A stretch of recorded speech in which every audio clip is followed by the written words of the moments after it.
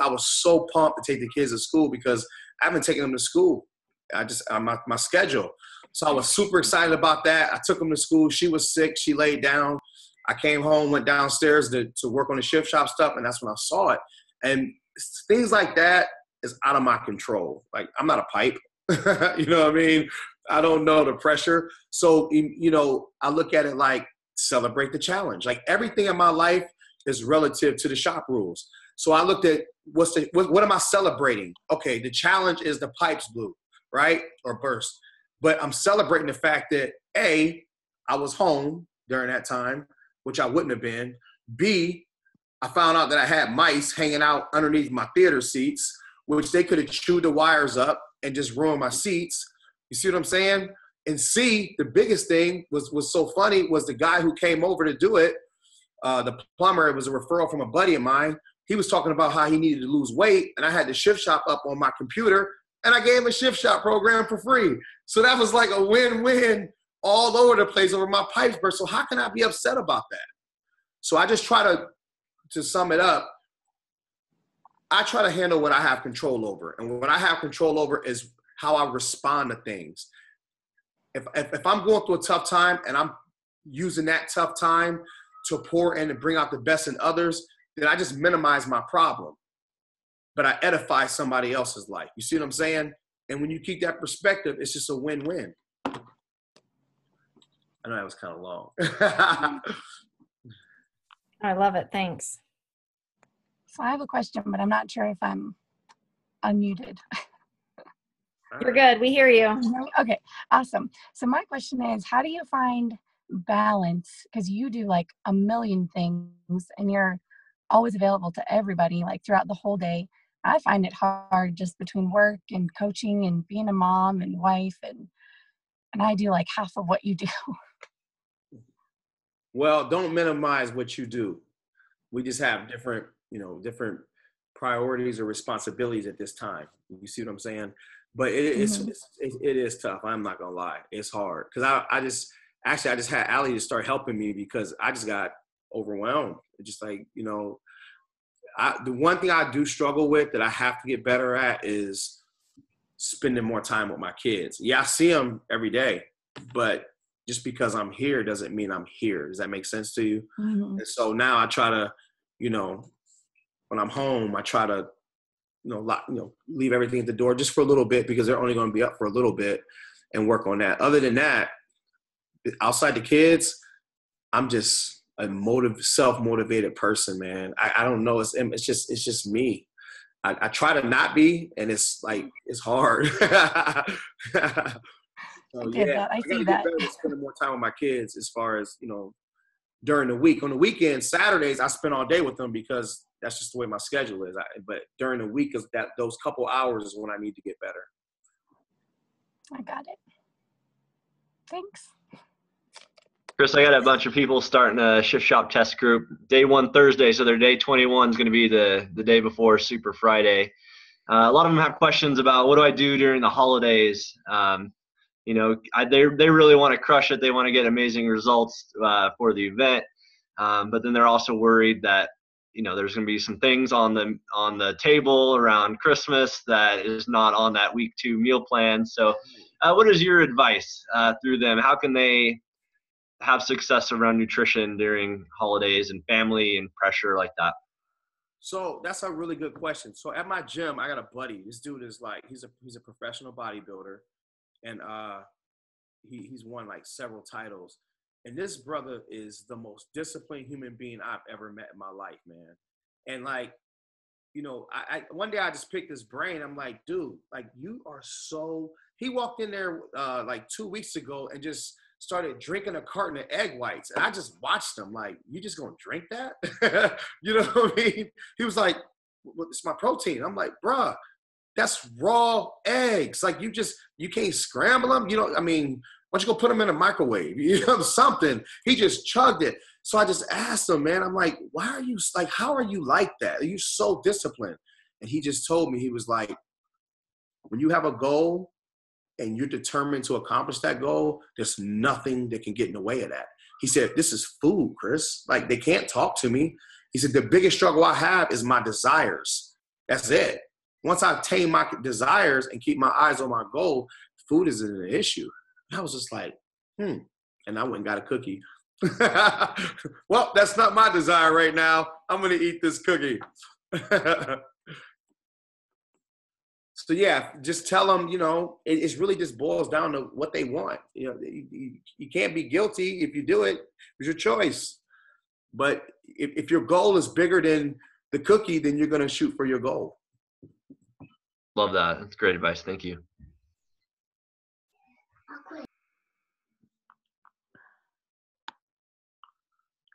Anybody else? Oh, come on, guys. Come on, guys. What is going on? Do you have plans for like Shift Shop Part 2 or like anything else you're working on? So Carl does not like sequels. Mm-hmm. He doesn't like to do sequels, right? And so the next program is going to be very good.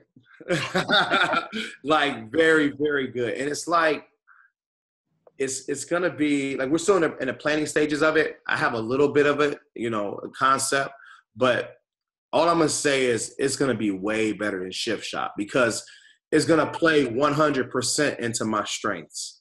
And I just gave you a really big hint. I just gave you a really big hint what kind of program is more than likely going to be. And it plays into my strengths. So it's going to be way better than Shift Shop. Like Shift Shop won't even be able to compare to it because I'll be in my element 100%. Well, that's a lot to look forward to because Shift Shop is amazing. I'm telling you right now, it's way better than Shift Shop. I trust you. Chris, how about somebody wants to get strong? Maybe weight loss isn't a primary goal. How could I use Shift Shop to build muscle? Or do I adapt the meal plan? Is there any advice you have with me if I want to not necessarily lose weight, but build?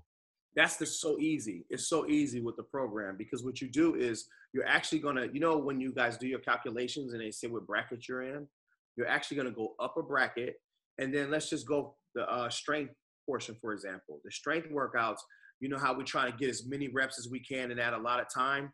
You're not going to focus on that. You're going to go heavier. You're going to focus on quality reps. Even if you get 5 reps in that minute, it's going to be 5 muscle building reps. But the cardio portion, you're going to keep doing that because you want to stay lean. Yep. And with the strength, all you're going to do is put on mass. So you're going to eat more. And during the strength, you're going to focus on strength and less reps. Awesome. Cool. Thank you. Chris, I struggle with teaching classes. I'm a fitness instructor. So like today, I've taught 3 classes and then also trying to fit in my own personal workout. How do I find the balance here sometimes? Because I want a body workout, which I do teach a lot, a few of those, but it's still, I'd like my own opposed to when I'm being the instructor. Yeah, you're going to have to do what I do. You got to get yours. You got to get yours before you train everybody else. You have to. Like, I'm not saying go when I go, but I train at 4:30 in the morning, and I'm 4:30 to 5:30, and then my conditioning class. So I would, you got to train first because when you teach, like especially if you're kind of instructor that likes to pour out and give, by the end of those classes, you wiped out. You don't have anything.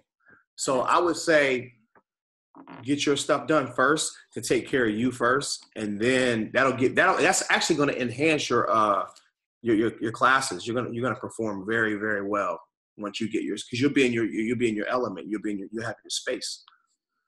All right, thanks.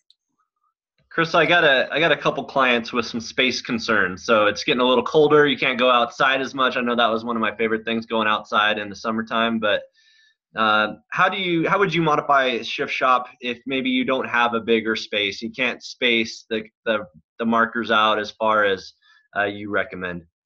That is a great question. And believe it or not, it is the hardest Shift Shop workouts ever. When you condense that space, it's so much fast twitch. Like it just burns you out as opposed to having the space.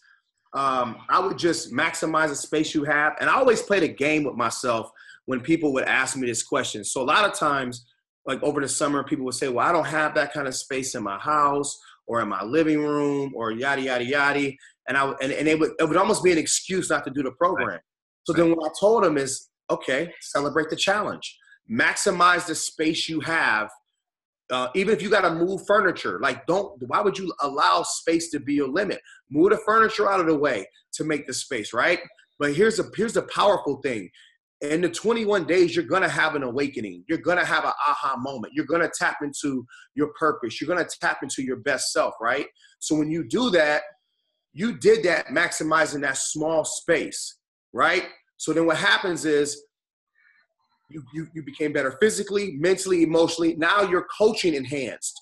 You became a better coach. Now your team is growing because you're sharing this same make the shift philosophy with your team. So now your team is thriving. What happens when your team thrives? When your team thrives, you guys make more money, right? So then you come to a place where like, okay, we're doing better financially. Either I want a bigger house or I'm going to build my house. All right. So first thing you do is you get this bigger house. Oh my gosh. Check, this is going to be my weight room area. It's bigger than the little space you used in the living room. Or say you build it, you're going to structure that weight room area the same way or the way you want it.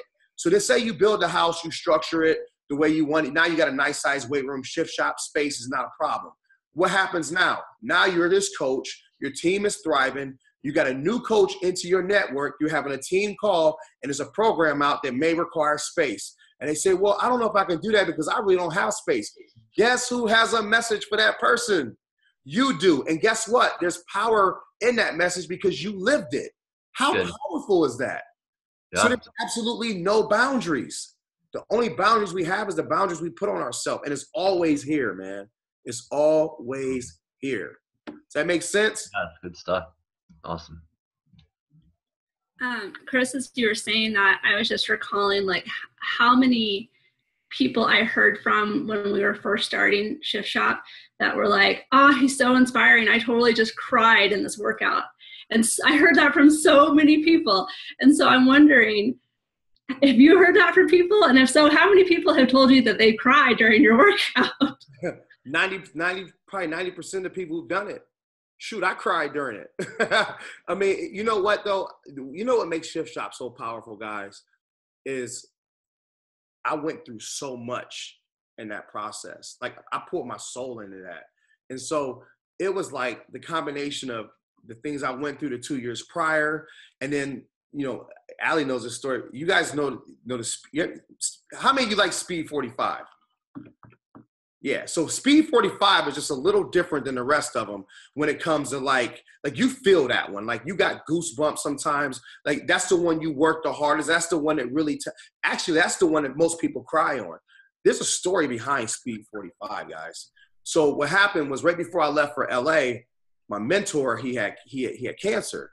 And so I get emotional every time I talk about this story. He had cancer. And he was really influential. Like, you need to go to California. You need to go. And I went to California. He had some surgery. They removed it. So this whole time I'm in California, the cancer came back, but he never wanted me to know, right? So him and I would text back and forth. And, you know, I'm proud of you, buddy. I'm so proud you went out there. You're working hard. I have no idea the cancer's back. They found it in his lungs. Right. And so a week before we filmed Shift Shop, him and I texting back and forth. Normally I would talk to him on the phone for a couple of minutes, but now it's only text messages. So 2 days before the filming, he shot me a text. Are you excited? Are you pumped? This is your time, buddy. This is what you work for. Good luck. So I talked to him the day I filmed it in a text. How'd it go? It was awesome. So then a couple of days, I didn't talk to him 2 days later. We started filming Speed 45, right? We did Strength 45 in the morning, which we would have done Speed 45 in the morning, but we did Strength 45 in the morning because it was going to be more challenging physically, right? So we went on a lunch break. I went back to my room, and my phone is lit up like a Christmas tree. I'm looking, and it says, Don Miller passed away. I'm like, what? Yeah, right. I just talked to him 2 days ago. So I'm calling. I call his wife. I'm like, Lori, what happened? She said, Chris, I'm sorry. She was like, Don didn't want you to know the cancer came back, and he's gone. And I'm like spent now. Like he just texted me 2 days ago. So I'm in this situation. So I had a breakdown right in my room, like just broke down. Like, this is crazy. Like, this guy, you know, when nobody else believed in me, he believed in me. And a lot of things that he would say to me is what I said in Speed 45 when I was motivating everybody else. But what's powerful is, like, I'm sitting there and I'm bawling. Director walks in to go over the plans for after lunch because I didn't want to eat, obviously. He said, what's the matter, buddy? And I said, man, my mentor just passed away. Like, I'm more in shock because I just texted the guy. I had no idea the cancer was back. So he was like, you know what? Actually, we could postpone today. If you don't feel it, we could delay. This is more important to make sure you're in the right state of mind. I said, no, just give me like 10 minutes. I want to film it. He said, are you sure? I said, I'm positive.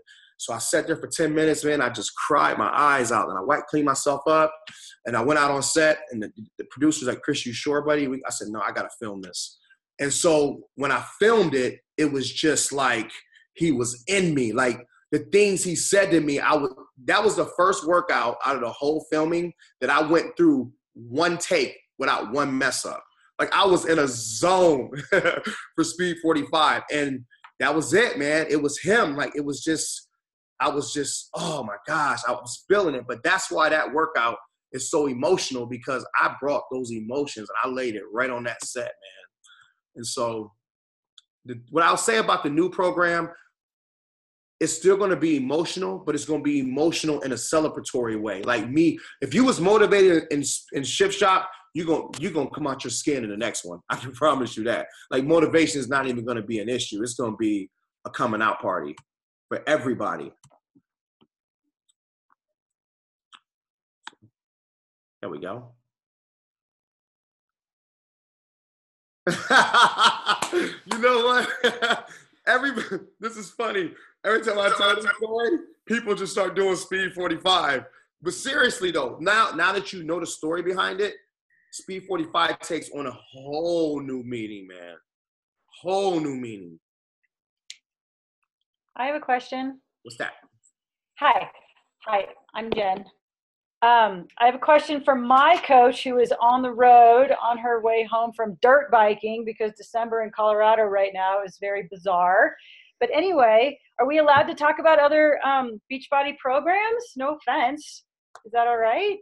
Well, I only have one. Well, her question was, and I kind of, because you're so good at the strength training and all of that, and with 80-Day Obsession coming out, just to talk to, like, sort of the athletes, that we want to help, how those bands and how that program can help with strength training too. That anyway, does that make sense? Can you speak to that a little bit? What's the question? What's the question is there a way that you could suggest to us for our challengers or folks that we want to help, to let them know that 80-Day Obsession is going to be a good program too for strength training? Well, I've never seen 80-Day Obsession. Okay, and so maybe it's not. I don't know. So the only thing I've seen was kind of like the trailers, the previews. I have no idea what Autumn did. If I knew, I would surely give you guys the best advice possible, but I don't even know what's the first workout. I don't know. I don't know. Yeah, I don't know anything. Yeah. So you're just going to do it along with us, then? I guess I need to do it. Okay. Yeah, I don't know. I don't know anything about the program. Are you allowed to tell us the time frame a little bit when your new program is coming out? So we don't have a date yet. Okay. Jack called me and he just said, what do you think about this idea? And I giggled. And he said, I already knew you was going to, giggle. But he has to set up, we were supposed to start filming some kind of content the first of the year, but it got pushed back. And so we don't have a date yet, but it'll definitely, there's going to be a lot. You guys are going to see a lot of me in 2018. There's a lot. And the reason why there's a lot is because of you guys. You guys have been requesting more stuff. And you're going to see a whole lot of me next year. Great. Thank you. I just don't know when, but it's going to be a lot. Chris, I think you're probably one of the best trainers that we have because you're relatable and you're hilarious. You saying words like toesies on your video just made me laugh. And my husband did one of the workouts with me. He's like, who is this guy? I'm like, he's the best we've got. Oh, man. So keep it up. Well, thank you. I don't know about the best, but I think I'm different. I know I'm different. I know I'm definitely different, but I don't know. I just love people, man. I think when you love people, you just let it all out, man.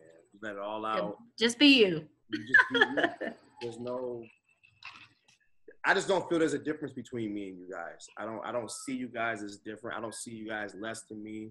I don't know. I kind of view you guys are my neighbors or something. I don't know. Situations. That's something me and my uncles used to always say to each other. That's funny. You guys really do pay attention. Situation. What about, so you guys haven't heard Chrisisms yet, huh? Tell them, Allie, they don't know about that one. Chrisisms. It's good stuff. You could write a book from the test group. Oh, for sure. What other questions you got? I have a question. Can you hear me? Yeah, I can hear you. Hi, I'm Jen. I'm super excited you're here and coming to Colorado. So yay, thank you. You've already kind of touched on this, but I mean, I think your motivation hits so many people straight on and speaks in a different way, I feel like. But following up on self-care, like we do, especially as coaches, but we also promote this for our clients. We do so much, follow these programs, work out on a regular basis. But the body can get exhausted. There's a child head. But the body can get exhausted and worn out, and we all go through different seasons as to what is going on in the life. So like you've already kind of said this, some of it's physical, but your mental can overcome. But do you have what's your strategy, I guess, in situations like that when you really feel exhausted, but you are motivated and want to do a program and follow that calendar? Am I making sense? Yeah. It all starts with gratitude first for me, first and foremost. Like gratitude is like everything to me, because without that, you can't see in front of you.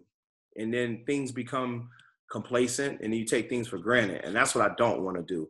Being on this platform, I don't want to take for granted, the impact it's making, the lives it's touching. I like to keep all of that in front of me. I don't ever want to be a part of it as far as like being caught up in it. Cause then I feel like, I'm going to be performing if I get caught up in it. And so as long as it's out in front of me, I hear the success stories, I celebrate the person, I stay humble. I I keep gratitude. That's my number one, source of, that's my foundation. And secondly, I go through seasons. There's seasons when, I'll listen to Oprah, I'll listen to Tony Robbins, I'll listen to, people to feed me. And then there's this, like right now I'm in a season where I'm not listening to anybody. I'm listening to my purpose. Because the best conversation you'll ever have is with your spirit, because it'll give you a snapshot of what's going on and where you're going, and you're only going to get that meditation and prayer. So right now, I'm in a vulnerable state to my purpose. Like I want to go to the next level so bad, and I need to make sure I'm being led and making sure that I'm staying out of my own way, and I can't do that getting the experts. Different opinions from different experts, it's going to confuse me when I know it within me is the truth. Does that make sense? So I don't know how long this is going to last, but I just know that right now, I get up, I meditate, I don't ask for anything. I just thank God that I already have it. I'm back to the whole letter concept, but now my letter is different, and I'm pretending in my mind that I'm living this life right now. And then that right there is all I need. Because I know it works. Chris, a lot of our first exposure to you was April Super Saturday. We got the video where you were training that football team your way, right? And then forget what her name was, a overweight woman that you said, hey, it's in my heart to train you. Like I think a lot of coaches are looking at you at Summit and it's like your moment, but you talk a little bit, the Chris Downing that led up to kind of this break, the Chris Downing where maybe the Beachbody coaches didn't know you yet. What was in you then that has led to it now? And is there anything different? No, there's nothing different. Go back to my YouTube and watch my videos. I'm the same guy, the same person. I just think the audience got bigger. That's good. That's good. Because I think that's maybe why I'm so seasoned in it, because it's who I am. Like Carl told me, you know, when we filmed, he said, I need that Chris Downing that I found on YouTube. And when he said that, and I was like, oh, that's perfect. Because that's the only Chris Downing I know how to be. You know what I mean? And so it's just that same thing, that the audience got bigger. The talent became more impactful, became more personal. And that's it. I say the talent because, again, I got to keep it separate from the human being. The talent is doing all the work, man. I'm sitting there watching like you guys are watching it. It's just when you get caught up in the talent, then there's an ego. An ego can surface. And then once the ego surfaces, now you're hurting people instead of empower, loving, and inspiring them. And I have to keep my talent separate from the human being. Can you talk to tactically though? Like, I mean, you're so this amazing person on YouTube before there, but how did you get your message in front of the right people that led to where you are now, where the right people are hearing it, the right people are talking about you, so where you are even discoverable enough in the first place? Yeah, I had prior to Beachbody, I had my own following. I had I think my training was in, was it Dana? Like 215 countries. I just didn't have the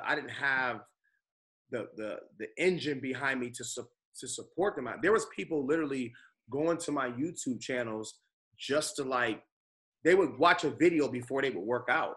And I was probably getting about 20 emails a week from all over the world. And I would sit up late, 2, 3, and I would return every email. And so the motivational part, it was just birthed in me. I've always been a leader. In high school, every team I played on, I was either the quarterback, the point guard.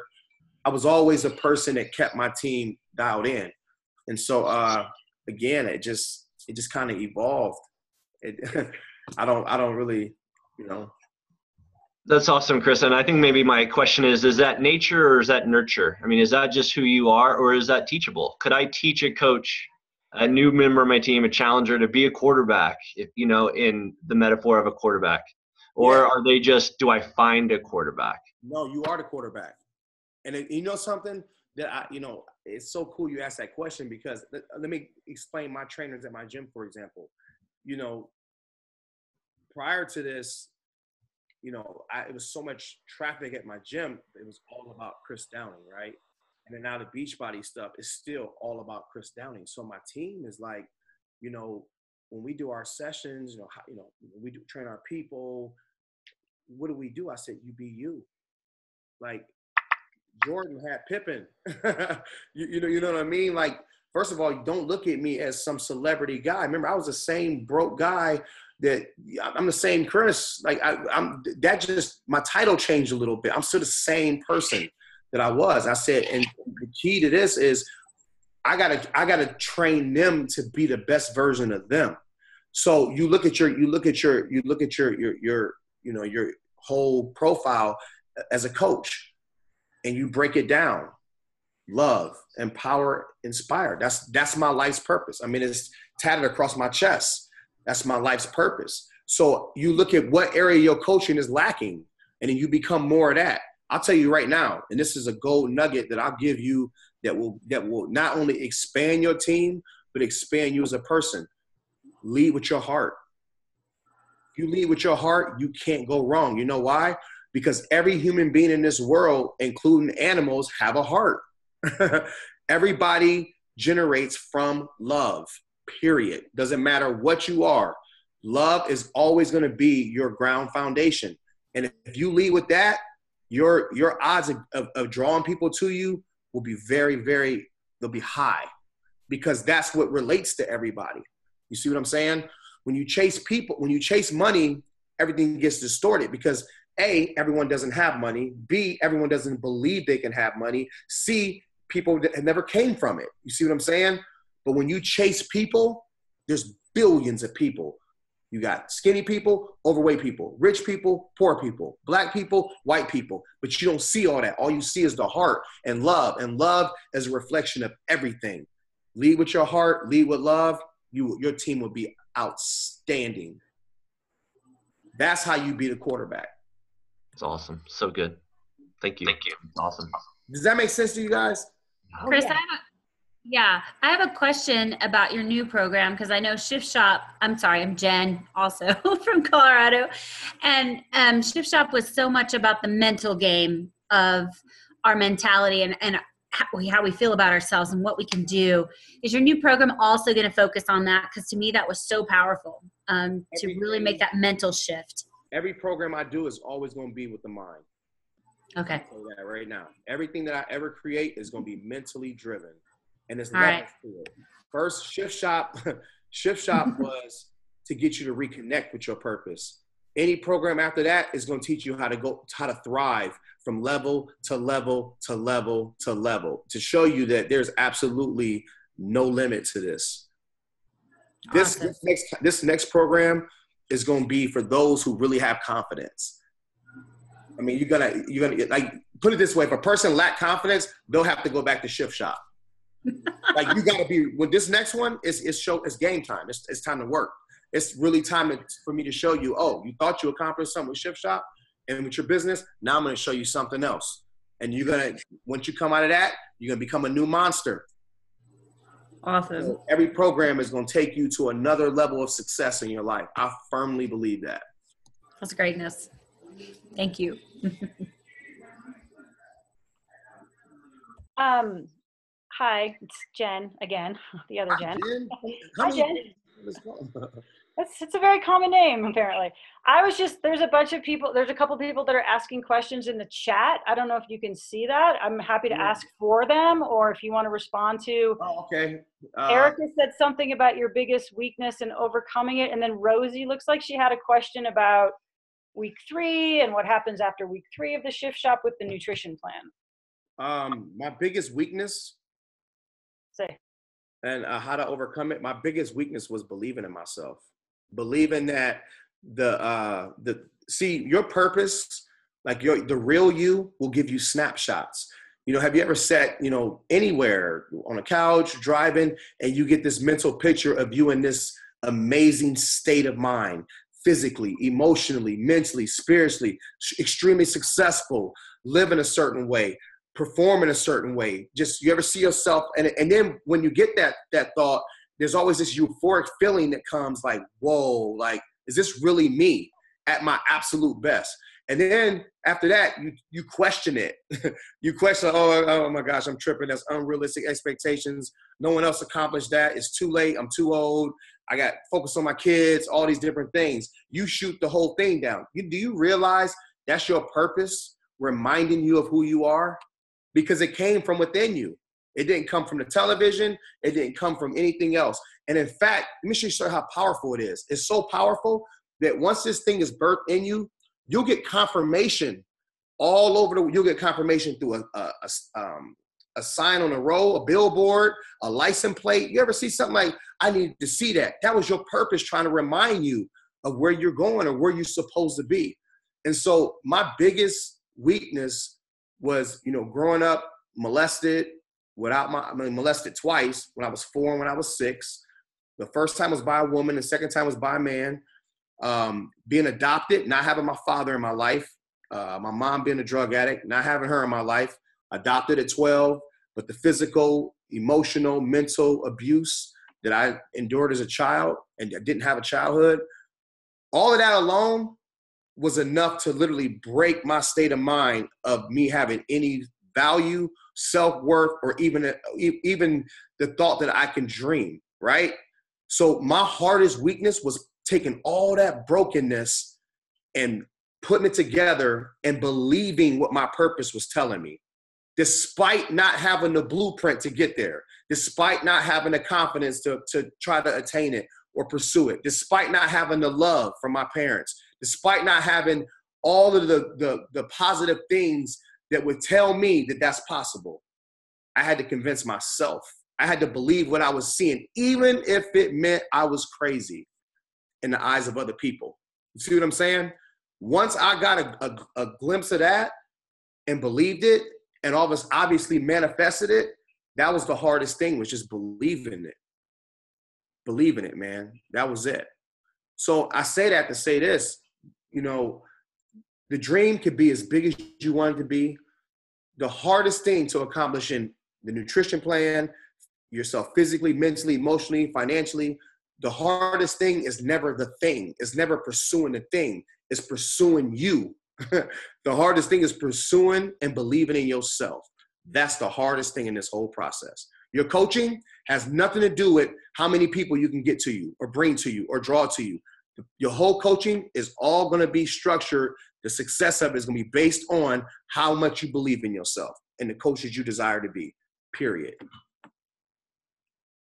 That's it. That's like amazing. I'm sorry, I'm like blown away. But it's the truth, though. That's why I get so. That's why I get so upset when I see. And I don't care. I'm first thing. One thing you guys gonna know about me. I speak my mind. I will never hurt anybody. I will never purposely, try to hurt anybody. That's why I get so annoyed when I see these top coaches. And the reason why is because it's just competitive boasting.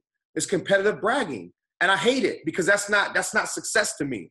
That's bragging, that's being boastful, is egotistical. And then these people have influence over all these other people. That's the wrong message to teach somebody when they attain success, man.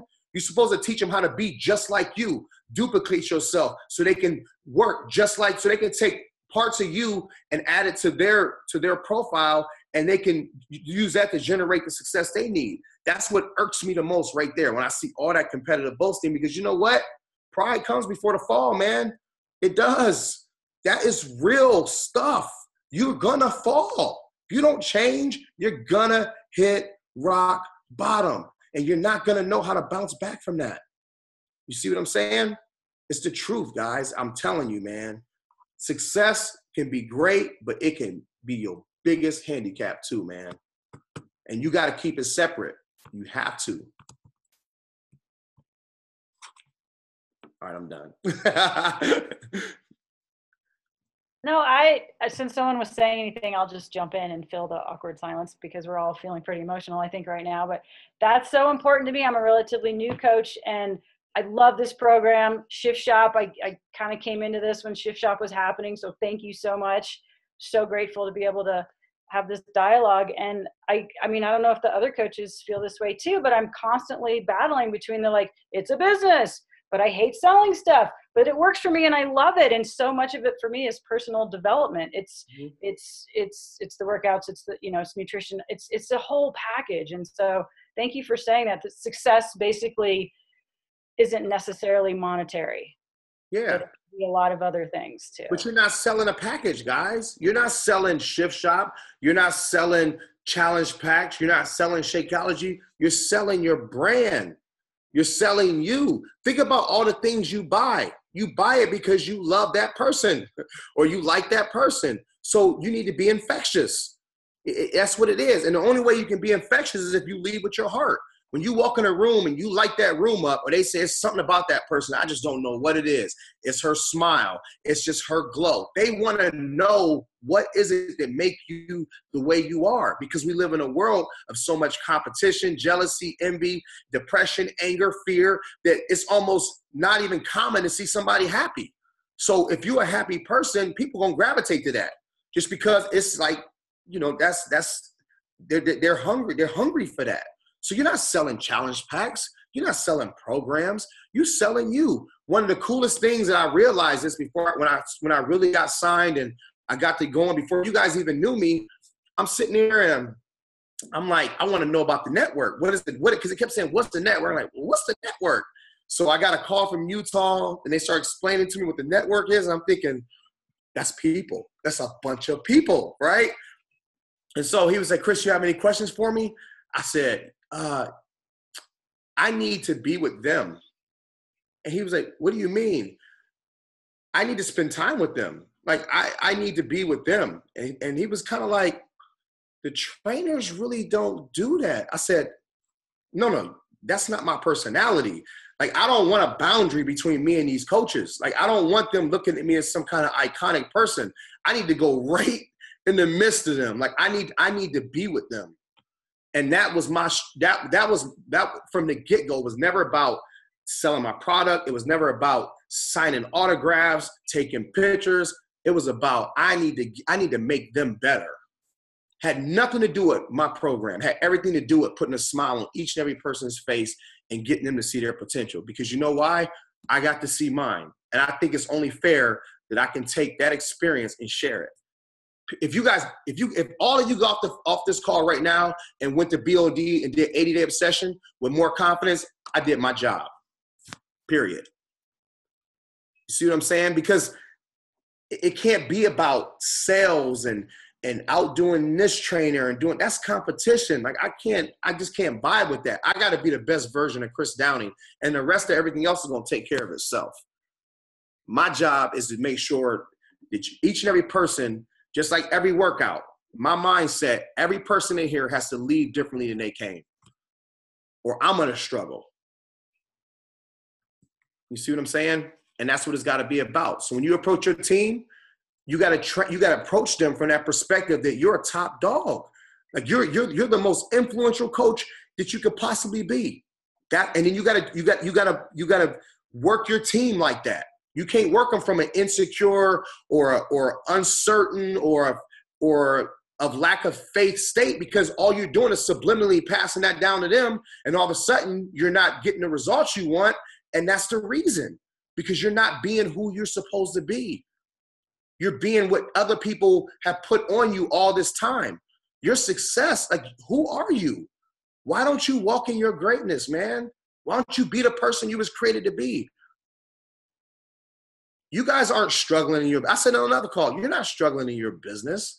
No, you're struggling in walking in your purpose and believing in yourself. That's what you're struggling with. Believe in you. You believe in you, everybody else is going to believe in you. You're going to teach your team how to believe in themselves. That's how your business is going to grow. What are you afraid of? What? Tell me. You're afraid to be great. That's the problem. You're afraid to be great, man. All of you, afraid to be great. You already mastered mediocrity. You already mastered everything else. Why can't you master being your absolute best? Why are you afraid to be great? You gonna hurt somebody's feelings? That's not your problem. That's their problem. Because you know what? Every day every month when you write your bills out, is your neighbor knocking on the door helping you write that check? No, you signing that signature. So if you signing that signature, why can't you dream big for yourself? What are you afraid of? You're afraid of your potential, man. You're afraid to be great. You're afraid of leaving people that aren't pursuing their dreams and goals. You're afraid to lead. You're afraid to lead. But then you struggle every month emotionally because your purpose is 2 blocks up, but you're physically here, and you got that disconnection. The disconnection is you're not sticking with your purpose. Is trying to guide you and lead you to whatever you want, man. I honestly don't believe God put us on this earth to struggle and suffer. What kind of God? Well, who would want to serve a God like that? I wouldn't. You could have just left me, out of space. Why would you put me on this earth to have depression, have fear, worry, jealousy, envy, lack? Why would you bring me here for that? He wouldn't. And the Bible even says, and I don't even read the Bible, he made you to live life more abundantly. Period. Everything you want, he created. And it's inside of you to create. You're just a reflection of him. You don't have to go to church to realize that. You're a creator anyway. You created the negative situations in your life. That should tell you right there how powerful you are. You can create whatever else you want. You just don't know you can do it. Think about all the things I created not realizing that I was creating. That's crazy to me. Like, I could have literally put myself in the worst situation ever. by what I created? Why can't I use that same energy, that same mindset, and create the life, the exact life I want? There's no formula. There's no secret to it. The only secret to it is you. You saying, this is who I am. That's why I was so adamant about everybody writing that letter. Everybody thought I was crazy. He wants me to write a letter about myself? Yeah, because most people struggle with what? I can tell you right now, 90% of the people in this world struggle with one thing: identity. They have an identity crisis. They become what everybody else say they become, good or bad, but they don't even know themselves. So then when they hit a brick wall, they're just all sorts of confused and delusion and everything because they don't know who they are, because what everyone else said they are isn't sustainable. But when you know who you are, there's just certain things you won't accept. When you know your birthright is to be successful, you won't accept that. When you know your birthright is that you're beautiful and you're intelligent, no one can call you ugly and dumb because you know who you are. Right? You know who your kids are, right? If I was to drop my kids off at each and one of your houses and say, this is your new child, what you gonna say to me? No, it's not my kid. My kid is in the bed. So if you know who your kid is, how come you don't know who you are? Think about what I'm saying to you. It's that simple, guys. I promise. It is really that simple. And just to give you a reminder of who you are, most of our kids look like us anyway. So you look at them every day and they're a reflection of you. That's a reminder. All my kids look like me. Every last one of them. Man, it's almost like I gave birth to them. All my kids. The only one don't look 100% like me is CJ. He got his mom's little pig nose. That's it. He got everything else, but he got that little snout. I pick with her about that all the time, though. But does this make sense to you guys? It ain't hard, man. The only reason why it's hard is because you don't know who you are. That's it. Think about this, and I'll let you process this when I answer a couple more questions. Anybody ever go somewhere and they get lost and you get frustrated? And you're like, oh my gosh, that was the worst ride ever. We've all said it, right? Somewhere that should have took us, an hour, took us 2.5 hours. We kept getting off and going the wrong place. And we said, that was the worst trip ever. No, the trip had nothing to do with it. You just didn't know where you were going. That's no different than not knowing who you are. Do you see what I'm saying? It's so simple. So simple. Once you identify who you are by writing that letter, that's your identity. Then every decision you make has to be off that letter. Once you do that, you will master your life, master coaching, master everything you ever set yourself out to do. All about knowing who you are. So Chris, we want to make sure you can get to bed so you can get your workout in if that's what you need to do. But do we have time for one more question, do you think? Yeah, absolutely. Does anyone have a dire need here? I got 6 minutes. 6 minutes. Okay, awesome. I've got a quick question. What's that? This is Katie. I'm coming all the way from Nebraska to see you. And I have challengers that are all gung-ho to start a program, and they tell me their stories, and I know that I can help them, but then it always seems like a week into it, they drop off the face of the earth. What do you do to help keep your clients going and motivated when they start lacking that drive? You know what's so beautiful about that is my identity. Let me just show you how powerful this is. So my identity, right, in that letter, who I say I am, that's who I am. And in that letter says that I'm relatable to every race, every fitness level. Guess what I have to develop or work on? Part of that letter. So when I have some resistance amongst clients, and you guys or anything else, no, that's in my letter, it says that I'm relatable to every fitness level, every race, right? So I gotta exercise that. Bingo. I gotta exercise it because I gotta fulfill that letter. That's because that's my identity. That's who I am. So the beautiful thing of this is you don't want to be, and this is, I'm gonna let you guys process this one. Shift Shop is the only program where you see all different types of people. Am I right? All different types of people. I will never, and I will tell you right now, I mean this from my heart, I will quit. I'll be done. I will never do a program if I gotta have, if it's for a certain type of people. My purpose is too big for that. I can't be put in a box. My program has to be for everybody. So as a coach, you wanna make sure you can relate to every type of person because you wanna be a complete coach. You don't wanna be the kind of coach they say, well, she can only deal with these type of people, or that you're limiting yourself. You should be happy when you see that. You know why? Because now you get to go fix it. So once you learn how to deal with each and every person on each and every level, what can you not handle?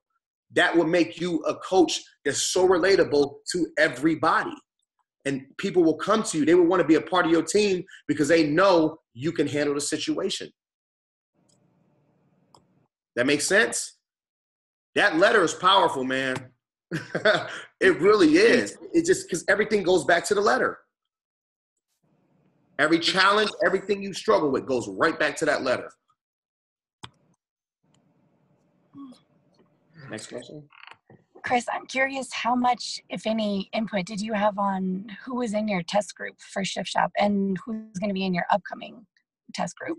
The test group, I didn't want anything to do with that because I didn't know anybody. And I just wanted, I wanted it to be I wanted to be challenged. I didn't want to know. I wanted to walk into this blindly. And so there was a couple people who had some tough stories that I heard about that I personally called, freaked them out, put them in a test group. You know what I mean? So yeah, I don't know, but this one right here, I don't know. I think I'm gonna have a little more control over that. You know, just a little. I don't want a whole lot of control over it because I want to walk into it blindly, but you know, I can make some requests. All right. Any other ones? I have a question really quick. What's that? What is like your number one personal development? If you were to recommend like one personal development speaker or one personal development coach, or not coach, book to any of us as a coach, what would you recommend?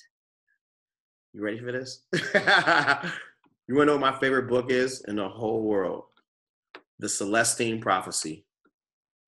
That book changed my life. That book is hands down, besides the Bible, the most powerful book. My whole life is structured from that book. The Power of Intuition. So the Celestine Prophecy is deep. The second book, The Purple Cow. The Purple Cow by Seth Godin. Anyone read that one? That's the book you want to structure your business off of. All right? It's the same book that I structured my training style off of. And what that means is he opens up the book saying he's driving down a country road for 10 miles and you see black and white cows. You say, oh, that's cool. In the beginning, those are cows. But after 10, 20 miles, those cows don't look so cool because they all look alike. But if you see the purple cow in the midst of those black and white cows, that purple cow is significant. It's different, right? That's what I structured my training off of. What I seen in the world of health and fitness was the lack of motivation, the lack of engagement, right? I saw the lack of the trainer being selfless, and I knew that's what I need to be. Everything I do what no one else has ever done. My test group, it's never been done like that before. These calls, never been done like this before. Calling coaches that's going through tough times on the phone, it's never been done before. Be a purple cow. You'll never forget me. Make sure your team can never forget you. Hello. All right. Chris, we are so lucky to have had you tonight. I feel like I took so many notes, and like one of my favorite things was just take all your brokenness and put it together. And I feel like so many of us come from broken places, and that's what kind of brought us to this kind of venue. And so I don't know, just hearing that from you like really hit me really, really hard. So thank you for saying that. It's something I needed to hear tonight. And I know that for everyone on the call, we all heard things that we needed and wanted to hear. And you're amazing, and we can't wait to see you in a few weeks. So it'll be great, guys. This Super Saturday is going to be amazing. It really is. Like, it's going to be a breakthrough for each and every person that come there. It has nothing to do with fitness. Fitness is just what we're using. I'm going to make sure everybody leaves there. Bring tissues. You're going to need them. Everybody's going to reconnect with who they're supposed to be. We're going to have a great time, man. We'll bring our tissues, and you bring your parka. Man, I'm bringing this. All right, I'll see you guys later. All right, thanks, Chris. Bye.